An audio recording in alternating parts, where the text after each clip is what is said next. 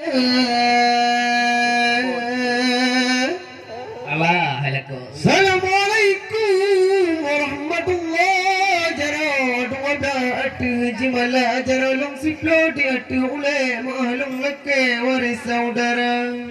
Yang pun tersalim renung nasipi ke bapa kecil pimpinan desa. Salim kedua ketengku imum serta mandum perangkat desa. Kepala larang pena di sinan yang mat peranan malamnya malam acara. Salim yang kelak ke mandum rekan para undangan para penonton yang katrotikan. Balen dua jalihin bak dah siram li badan purati jangan Honda balen mulajang minta istri di atu jati napat musenda. Karena sakit dah sakit kaki ada alam kupi nasa busaka. Karena tagun kuahon ubi bu dalam panci siap siaga. Anu tiang di palam utun jabagan umpung alam limbaraya hude mulajang jalihin balene putun mita pedemun tata yang suka. Hude mulajang lempatat pude awatenu so pengunhana. Cara baule daki bak bintih lebih lam sude ujung teka. Menyana inang senang hanaban naso pusenang malam jula nasorah batia dengan pingan teka makanan siap siaga.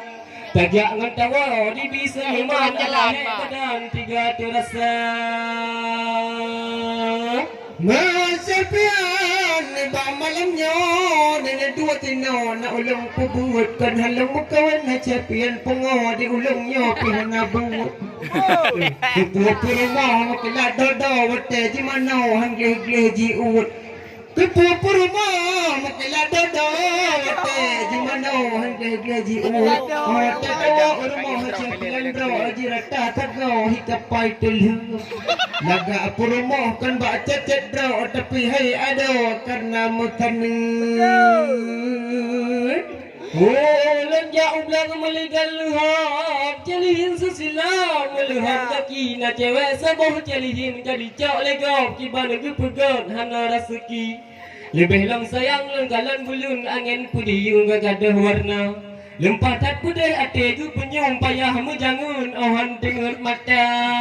Pane tapi mai hasapian yang tirut jaro butuh urau tukang mata du. Kadang kau nalung rata jitaga otak jaro laga bardu. Kadang kerja tapi lam urau tak di ada laga kubuklu.